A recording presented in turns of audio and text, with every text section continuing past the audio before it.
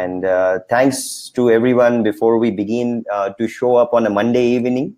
I think it is a stretch for all of you to be here and attend this webinar. Although it is interesting, it's a catch-up day after the long week, after the weekend precisely, and so thanks a lot, and we'll make sure that we make your time worth here.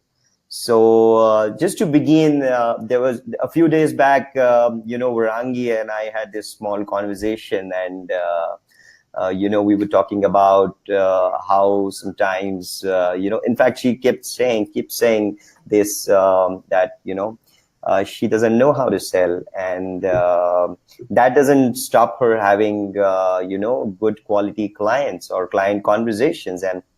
And I recollected my conversations with Bhagwan about a year back. And Bhagwan as well said precisely the same words. He said, well, I don't know how to sell, and whenever I would go out with Bhagwan, he would be, he would be one of the awesome, guys to speak with the clients. So, that is basically the reason why, I thought this could be the word topic to ponder over in this webinar. So just to quickly introduce, Varangi is the founder and CEO at, at Warako Marketing, and she has a decade-long experience in marketing. She has been quite quite a lot involved in digital stuff. She was working before with Washington Post, OZ, and Lucian, and she has dealt with a lot of different kinds of clients. And one of the reasons why she is here in this webinar, and I invited her and she was kind enough to accept it, is because she is doing something without knowing selling, which I understand is some of the nicest of the sales guys not doing out there in the market. And we want to definitely make most of the use of, Varangi, your experience here. So why don't you go ahead and, tell us something more about yourself, and we take it from there. Sure. So Vishal said, I started this company called Warako Marketing back in the day, about a year or so ago, and we haven't, so far, I was telling Vishal this other day, we haven't really, touch wood, had this problem where, we don't have clients, right? Like where we are sort of in a place where we are kind of struggling, right, to sort of get the clients. Yes, it has been the case where we've sort of, over a period of time, figured out who the right clients are for us. But we've never had that issue as such. And but I sort of, come from a background of not selling. I have never been a salesperson. My only experience with salesperson was when, people sold to me, right? Like where people were selling software or tools or service or cars or whatever to me. So that's my only experience as a salesperson. Over a period of time, I think that I have almost redefined what selling means. And yes, looking forward to share those insights with you in the webinar. That's awesome. That's wonderful. And that's, I think Anand can help you with that, Bhagwan. Anand, can you share, Bhagwan, a participant link so that he can join in the webinar? That'd be wonderful.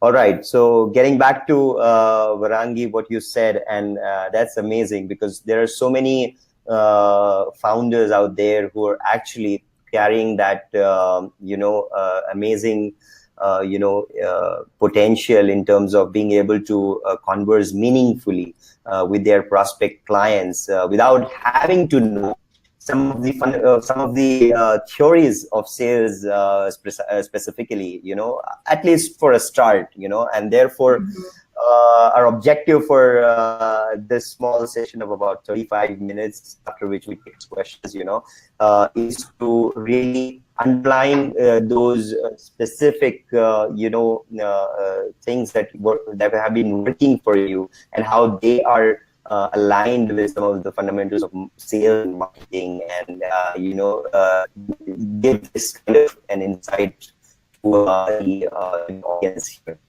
Sounds good. Yeah, sounds good. I don't tell, and that's where always starting. One of the things is about not knowing how to sell is also creating some sort of a mind block in terms of going out there and having conversations with the people, because selling actually would happen later, and I've been with Varangi, I've been with Bhagwan on many of these occasions, and I've seen them converse with their prospect clients in a much more meaningful way than the sales guys would typically have. And this happens because they come from a leadership background in terms of their own subject. And second, they know, from the top to bottom, where what do they do, what do they don't do, and so on. So there are many of these things that have been working for you. So in terms of specific conversation, Varangi, would you like to share any of your recent or old conversations, maybe when you were really figuring it out, how do you deal with these, and you actually were not expecting something to close, but you really had a happy client ready to buy from you? So do you want to? Right. Yeah. Right. So I think that there have been a few of those examples, especially early on, and I guess one of the things that I did when I walked into a meeting with a prospective client, right? Like, of course, I was like heavily prepared, right? Because I was like, I need to know everything about this client, right? And like I had like this list of questions, and like I was super nervous because like I really wanted them as a client, but at the same time, I had no idea how to do this, right? So I think that definitely played into it, like going into it, knowing the client a little bit better than the client knowing you, definitely helps Yeah. you channel the conversation in the right way. So you are essentially, just like an interview, instead of them asking you questions that you might not know the answer to at the moment, you are sort of Absolutely. essentially positioning the entire conversation early on when you go in prepared. Yeah. The second thing that in terms of specific example was that I have definitely had this thing where I go into it looking at like, you know what, I don't want to sell anything. If they don't get anything, or if they don't buy, it's okay, right? It's all right, Yeah. let's just talk, and let me just see what value I can add, right? Like in this conversation, what can I sort of give them, so that at the end of this 30-minute Hmm. meeting, they know a Yeah. little bit more about how to manage their own business, right? That was essentially what I was trying to do. So Hmm. and I think that really turned out beautifully, and that's when I sort of got the client, when I started approaching it that way, where I'm not thinking about the fact that I want to sell this, or I want to like close this deal, or those are not the words I'm looking at. I'm looking at, Yeah. okay, I'm having this conversation, how much value can I add to this conversation? And believe it or not, the prices that I had sort of written down on the proposal, the kind of because as someone who's coming from US, right, like my charges, my prices seem a little bit higher to a lot of people, right, especially in India. And I Yes. had quite a lot of those experiences where I, just because of the price, that was kind of the issue. But once I started approaching this all the meetings Yeah. in a way where I'm sort of thinking about what can I add in terms of value to the conversation, then price Hmm. almost became like a Yeah. non-issue.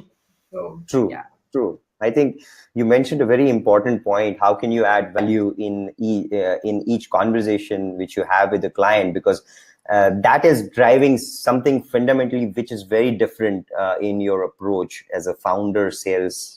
I don't want to call it, but a founder Yeah, yeah, yeah. No, salesperson, I think, yeah. I think it's all right? about redefining what sales means, right? Essentially. So You redefine or you repurpose, or whichever way you look at it. Or I wanted to say, actually, it's about how do you get the client to buy in to what yeah. value you are creating in a specific context of their problem. I think. And then you mentioned another thing about studying about the client before Mm-hmm. you really head into the meeting, and that is an attribute of having a curiosity, right? One of the things that Absolutely.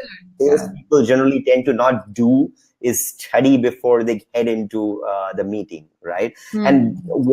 what does a curiosity has been, how curiosity has been helping you is you've been able to ask right kind of questions, right? Mm. And since you have studied, you're listening into the questions. That is how you create value. Isn't that right? Right. So I think so. I just compiled a list of things based on, based on some of the experiences I have had with you folks. Is three key ways in which you've been winning some of these clients without even knowing formally or being trained on sales formally.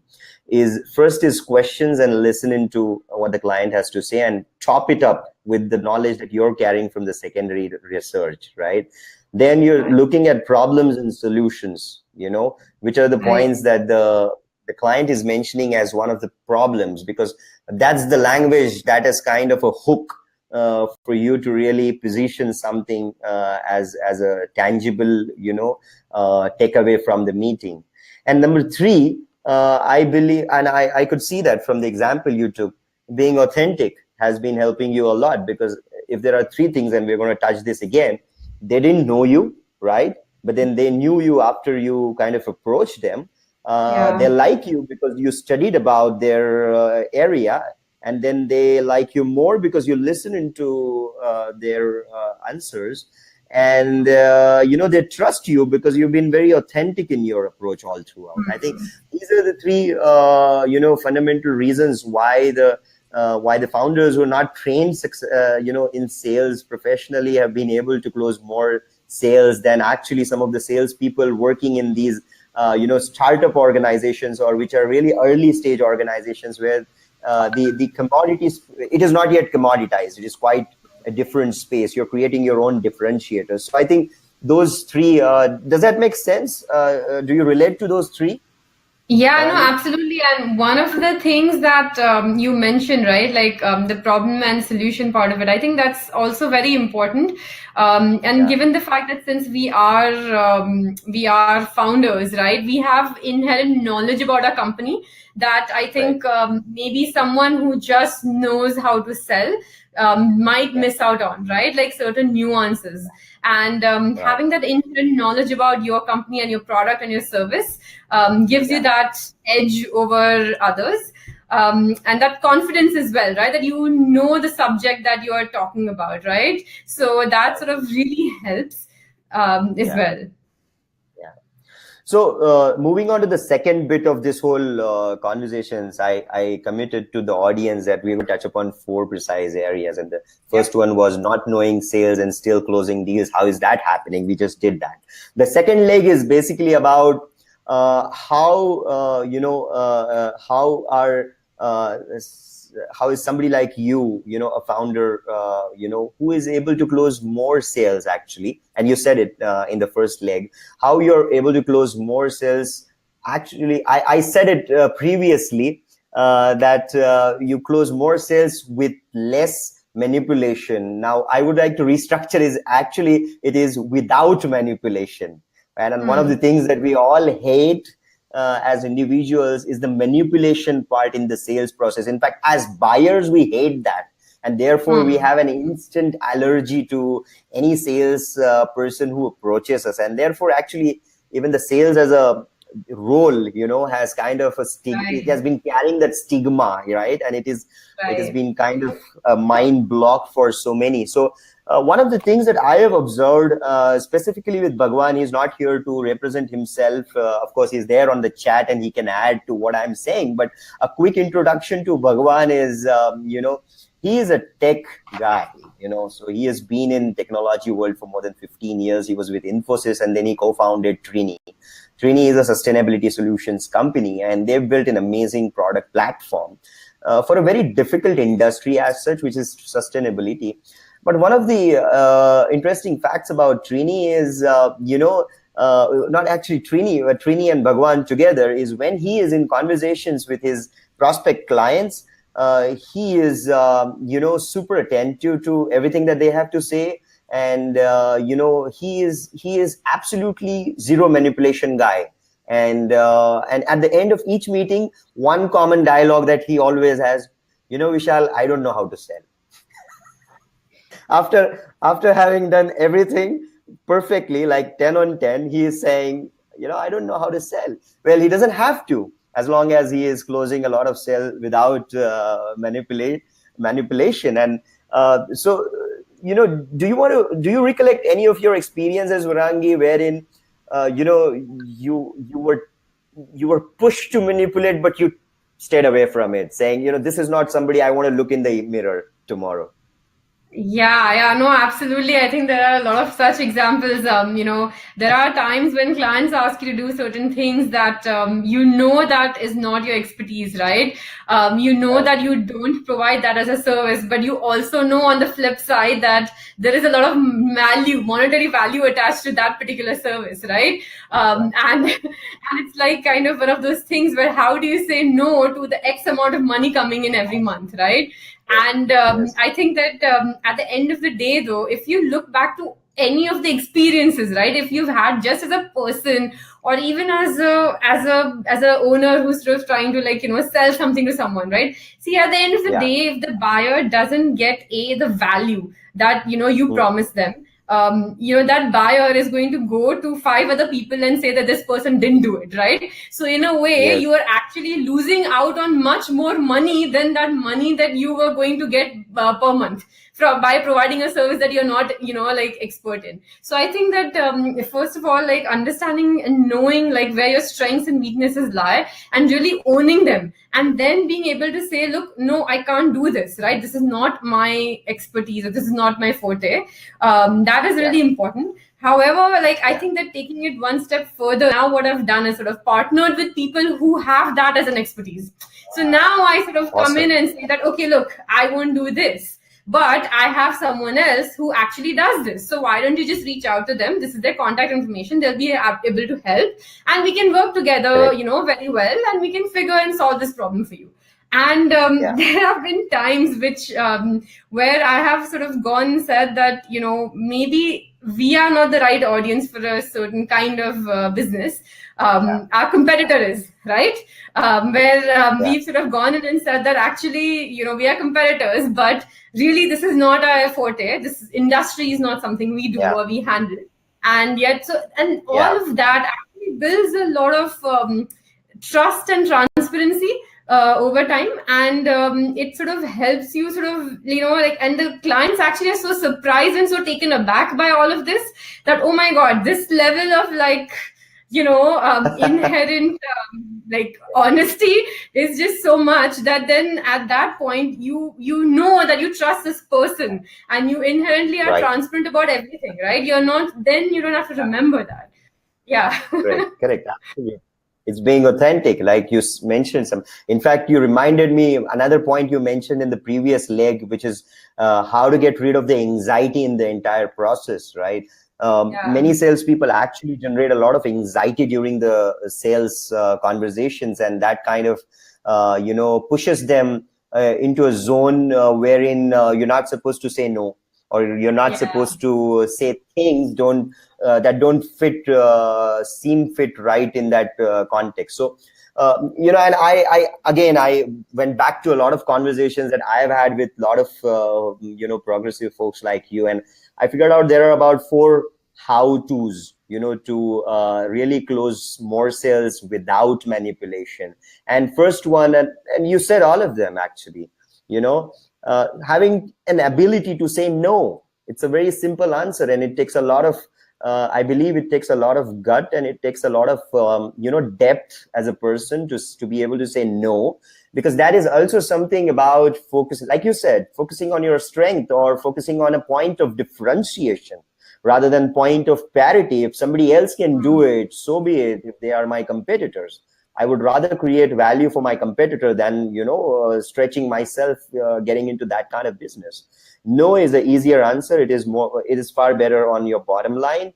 I also like this one answer, which is I don't know. If I don't know something, I don't know it, right? I can always get back to you, right? Mm-hmm. uh, for some reason, folks feel that coming back to them is not going to be taken in a right manner or something. But I think the world doesn't work like that. Actually, world appreciates if you can study a bit, you can invest some time on the problem that is mentioned by a specific prospect. And second is we don't do it. If we don't do it, we don't do it. Or we can get back to you. If you want to give it a chance that you might want to rethink about it, maybe we get back to you. These are four very simple techniques which can lead, and which have led me personally, as well as we've heard Varangi. And I know Bhagwan is pretty cool about all of this, and he has been, he has been very authentic in all of. And one more thing I think, which also is part of, I'll get back to, is telling them a timeline which is very precise, which is about also my word is law. When I say that I'm going to give this to you in 2 months, okay, that's it. I give you in 2 months, and that is one of the best things that founders who are really subject matter experts can really comment right away. Because they know their subject, they know what it needs to deliver something that the client is asking for, and therefore this is an amazing tool in order to have more sale close without manipulation. And another thing that it does, and it has certainly helped me and see a lot of people I worked for, is there is something called as post-purchase depression. Like a buyer feels, oh yucks, what did I buy? After they bought it, right? And this happens generally because if they found that the sales guy actually oversold them and under delivering, right? Or the same way, there is post-sales depression that the founders may get, because they sold something. They sold something and they don't want the client anymore. Right. All of that can be avoided with one simple thing: no manipulation during the conversations. And that is an amazing ability, innate ability, I would say, that the enthusiasts, the subject matter experts, the people who love their area, they're committed to their area, really do not get into a manipulation mode naturally, unless they're pushed to a level of anxiety. So does that make sense, Varangi? Yeah, absolutely, it does. No, I mean, I completely agree with that. It's important that you sort of set the tone right of the relationship or of the engagement from the onset, so that there are fewer surprises as you sort of go along the way, and fewer possibilities of having issues in that relationship itself. Of course, things can always go wrong, but if you just start right and establish the relationship right, they're more likely to, you having a conversation about, even if there is an issue, you're having a conversation about it instead of going after each other kind of a thing. So yeah. Having worked in the marketing domain, and specifically the digital marketing, and Varangi, you can appreciate this possibly because you see this day in and day out. When the clients ask a lot about ROI, the return on investment for a specific purchase that they are going to do in, say, digital marketing or whatever media they plan to spend on, they want to see a specific return on investment. And the return on investment is that area where manipulations happen organically. Absolutely. You don't intend to do that. Nobody intends to do that, but the client wants to buy based on ROI, and that's where I got to put some kind of shape and form to the ROI, and then I'll figure out, how to get through this ROI thingy. I think it's a very slippery path, and that's where I learned from some of my mentors that sometimes it is better if you've done those kind of campaigns. I've been able to do the ROI with precise steps, how we plan to achieve this and what are the risks. But another method that I learned over a period of time, when it is a completely new area, is a cost of inaction. You have not been doing this, and since you've not been doing this, this is what you lose according to your own version, right? Right. And that's what I bring to table by just getting this action done for you. So right. I believe, and to sort of touch on what you just said, like previously, right, is so relevant, and this is so relevant to me because this question comes to me day in and day out, right? I try to answer this question, and trust me, these are very different industries, right? Like some are non-profits, some are apps, some are B2B, some are very much B2C. So it's like the depth and diversity is very high. And now my go-to answer is, you know what? I don't know, unless you have two things, right? Where I have experience in that industry, right? Then of course I can give them some kind of an estimate, right? Or B, Yes. they have historic data that they are willing to share with me on certain campaigns on digital marketing. Then I can look at those and I can glean those insights and share that, maybe this is kind of approximate where it is. But if you don't have either, which is Yeah. the case with a lot of startups that we work with, then there is no way for me to say. So I mean, and it's sort of difficult, but I don't commit to a number.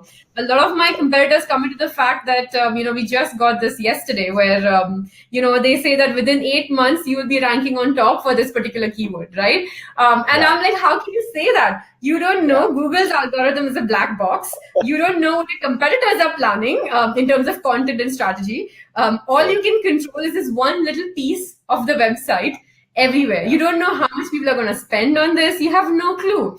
If anyone is actually telling you that it's going to take you like 8 months to rank on this particular keyword, there is something wrong with that. Even Google can't tell you that, right? So it's like essentially being able to like say that, okay, we don't know the answer, that this is ambiguous. There is no math. This is not a science thing where 2 plus 2 will always equal 4, right? So Absolutely. being able to just reiterating, right? Being able to say with confidence that, look, we'll figure it out. We're here Yeah. together and we'll add value to this. You will definitely go up in rankings. Will you be on the top 3? I don't know, right? So Yeah. that essentially helps. Yeah. So just to sum it up, it's shallow promises can't take you to the longer journey, right? Yes. And Yeah. shallow promises is a typical behavior exhibited by, typical, I would say, hackneyed sales guys, who are very commonplace. They're like, they just keep doing that, not for the purpose of the company, but for the purpose of the job to be done for that day. Right.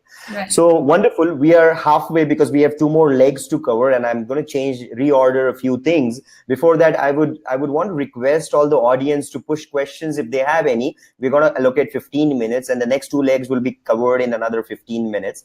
And the reordering is such that I was going to talk about how to build your sales teams, right? Specifically, if you're a founder and you don't know how to sell, one of the things for you to be productive is how to build your own sales teams. But let's keep it for the end because we can speak a lot about that.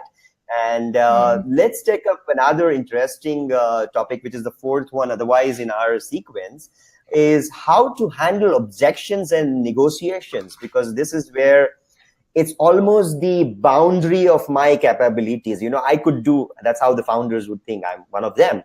How do now I have done this much and I have gotten the interest of the clients and all of that. Now they're talking about, they have questions and, they want to negotiate, and I'm already anticipating the fear of losing this deal and a lot of things. So, objections have killed actually a lot of deals even before they saw the light of the day. So, for me, before I leave it to you, Varangi, for me, the objections are interesting things, and here's a small sketch I came out with, So if this is you, which is the business, which is the founder, and this is your client, and their objections are here, right? These are all the objections. And you guys are on 2 cliffs. Now, the only way to connect the two is, and the connection is a lot of money, right? And the client is wondering, while you're smiling but confused, why is he asking a lot of questions? And generally with objections, what happens is a lot of founders who are founders as well as the sales trained people, they believe that objections coming in towards the end of conversations, most of the objections come in towards the end of the conversations. These objections are taken a lot more emotionally. So I'll just change this action card for a bit, but we'll come back to this. So here's the thing. When the emotions overrun, intelligence goes down, because emotions are inversely proportional to the intelligence. And I have experience. I've been through this experience all throughout, and that's why I know as soon as you're running an emotion, that why are they asking questions now? What is the problem? I told them already everything. This is available in this document. This is available in that PPT. Well, you know your stuff. They don't, right? So objections are mostly running a lot of emotions, and therefore the problem happens. But how to take care of this is to build a smooth bridge of objection handling, by addressing those objections in a very positive manner. And one of the ways that I always feel objections are, and I think we had a small conversation about this, Varangi, and you also mentioned that those are nothing but questions. Those are questions through the curiosity of the client. And because why curiosity? Because they're about to buy from you. So what else? I mean, that's a sign that you're ahead in that entire journey. So it's about filling up this gap through objection handling. And therefore, this topic is quite close to my heart. I would love to hear from you, Varangi, how you have handled some of these objections. Have they overrun either your own, temper or your team's temper, or, any experience around that? Yeah, no, absolutely. I think that objections are definitely something that, we encounter every single day. However, I had a mentor back in the day at the Washington Post, right? Like, and we used to be in meetings, and, I was in the customer service, side of the role at that point. And one of the things that the publisher back then, Catherine Weymouth of the Washington Post, would say, right? If you're getting complaints and if you're getting objections from your clients, that means that people still care, right? So just repositioning the way you look at objections as interest, right? As something that is that people actually care about what you're offering, right? People actually are interested in what you're offering. Really helps, sort of clear some of the anxiety and the doubts that come along with a lot of the questions that come in. So I think that that's one. And second is also, like, looking at objections again as opportunities, right? Not just opportunities to have another conversation or another touch point, I would say, with the client, but also as opportunities to improve your service or improve your package, right? Or improve the product that you're offering, right? So sort of looking at all of these things as how do you sort of position yourself better for the next time really helps you, and sort of really positions everything in a more positive light.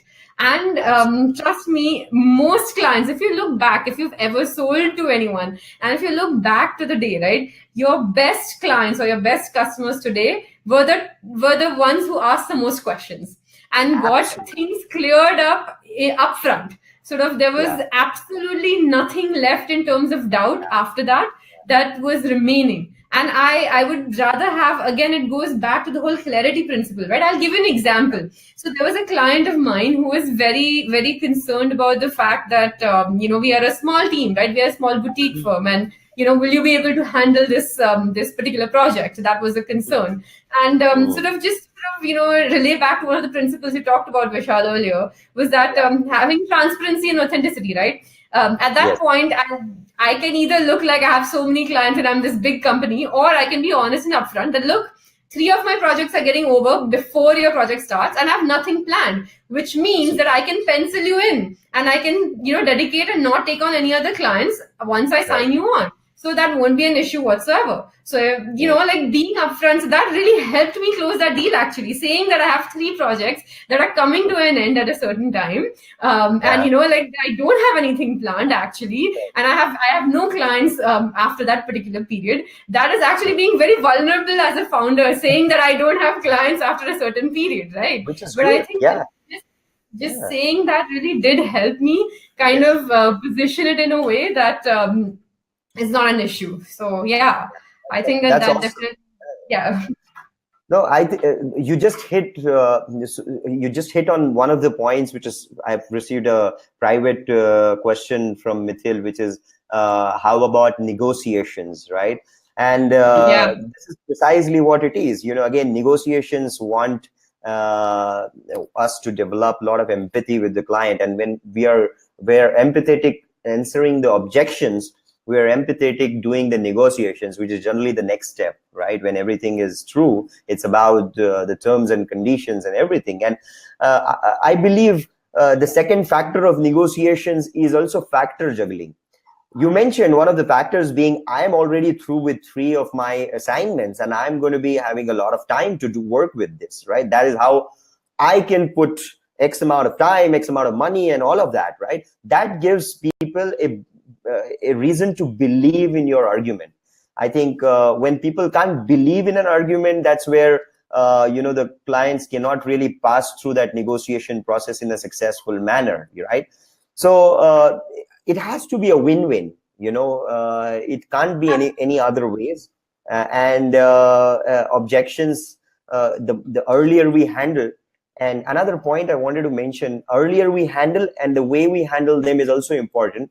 If we handle them once, how can we handle them productively the next time?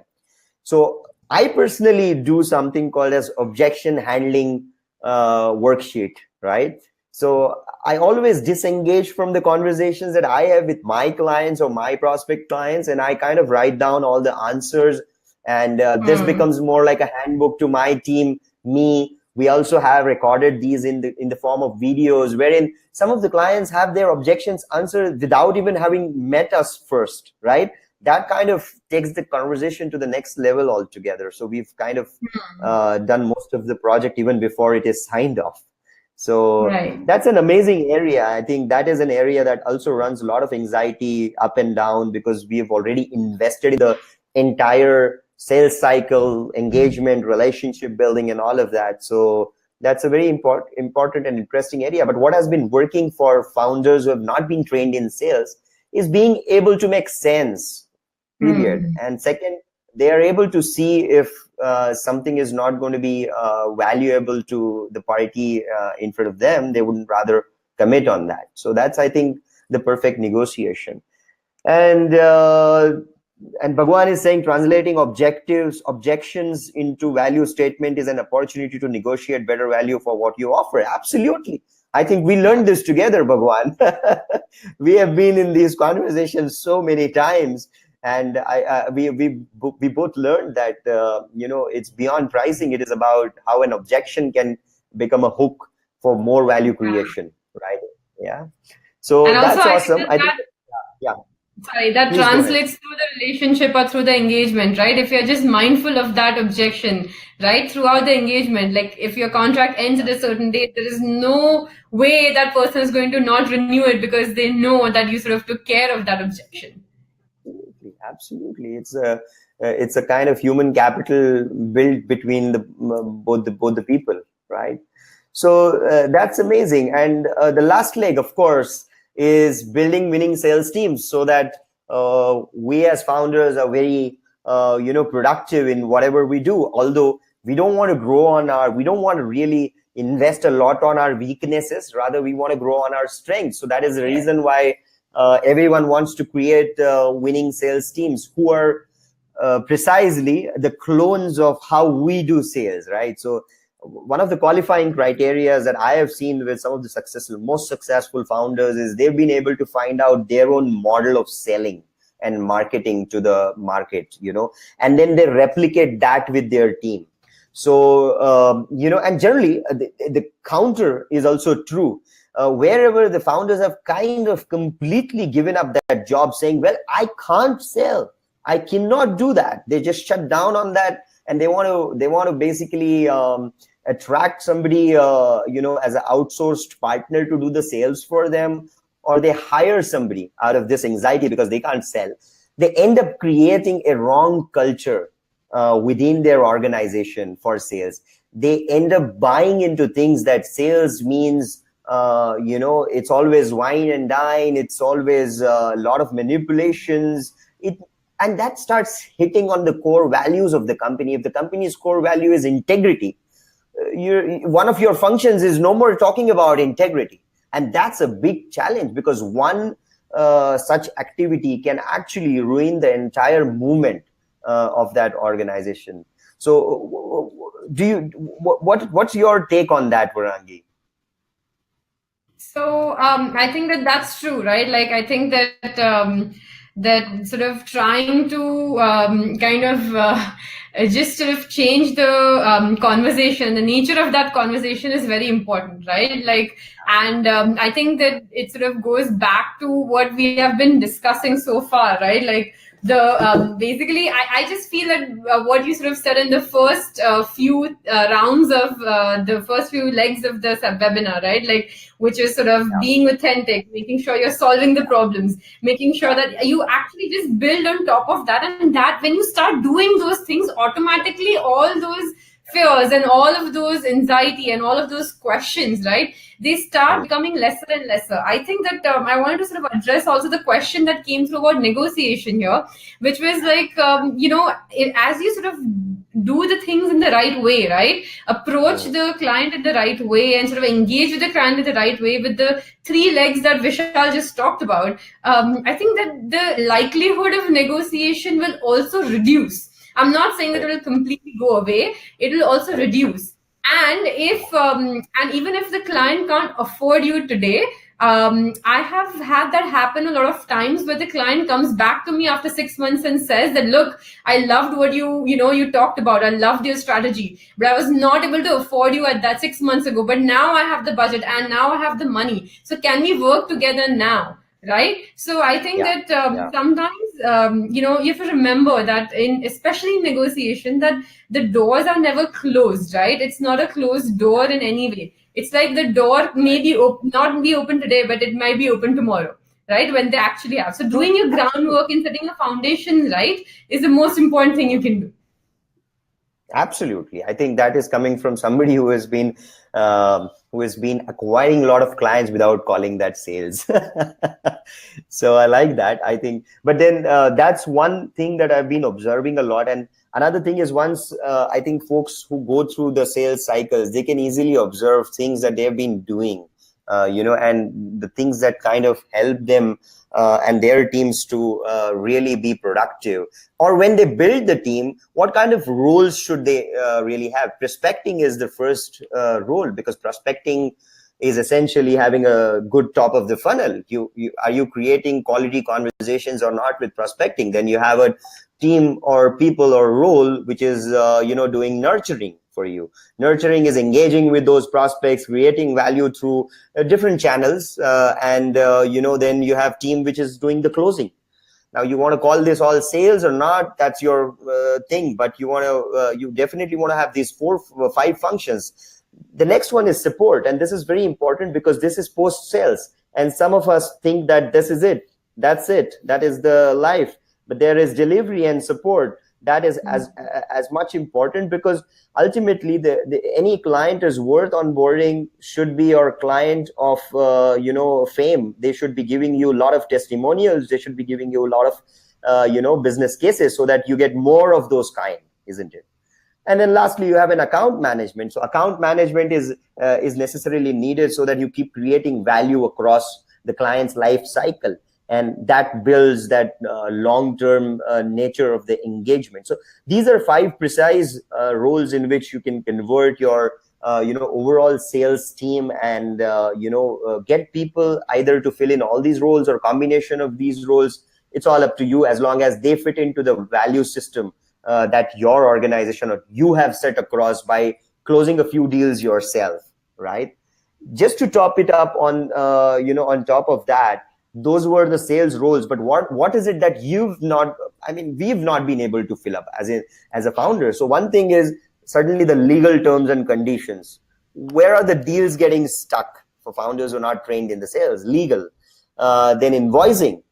Some of us are really lousy at invoicing on time.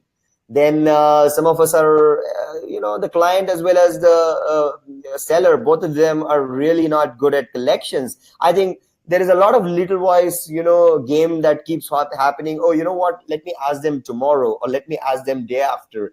And then, this goes always for the toss unless you have a bill to pay. And then you suddenly go out with a lot of, anxiety around that. And amidst all of this, you forget how to do upsell. And that's where the account management role really helps you. If at all you're kind of changing your move, then you got to renegotiate your terms. And sometimes these are our weaknesses as founders who are not trained in sales. These are kind of weaknesses we don't really want to practice or exercise. Renegotiating terms is part of the deal. You can always go ahead and renegotiate. So clients do not have to really give a bad feedback tomorrow. So those are a few things on how to build sales team. Varangi, final words. How would you build your team? I know you're already running your journey very well with yourself. But if you were to build your team, what are some of these things be relevant? How some of these things will be relevant, or if you want to add anything else? Yeah, no, I think all of the things are relevant, but like, I'll essentially be looking for someone who basically asks the basic questions, right? Really takes the Yeah, time to kind of get to know the client and the business. Second, I yeah, think I'll be looking for someone who sort of is curious, right, about the industry itself, and is curious yeah, about what we do, right, and with the services that yeah. we offer. Right. And is passionate about it almost, right? And sort of reads incessantly about it. And Yeah. also, as a people person, likes to talk to people, really have conversations and add value to that conversation more than anything else. So I think that that is kind of, to summarize what I will be looking for if I were to hire someone in sales down the line. Well, that's awesome. I believe I believe we were able to add some value to the audience, and this is something we wanted to a couple of objectives. As I mentioned before, one is to leave some of the some of the alignments between what we do intuitively as founders and what are some of the sales principles. Aligning these to really help us have meaningful conversations in the market. One objective was that, and second essentially was to build the self-belief, that is to just go out and start having these conversations, because unless we have those conversations, whatever we build, we are not, it's not worth building if there are no buyers for that. And like they say, everything is about selling. The other way around to look at it is everything is about buying. So if you and Yeah. it is serving buyers. If I'm out there, I believe that I have a value to add to my buyer. If I don't do that, I'm as well out of business already, right? So that's those are a few giveaways for the session. I have a question coming in, and these are last few minutes. We'll take a few questions.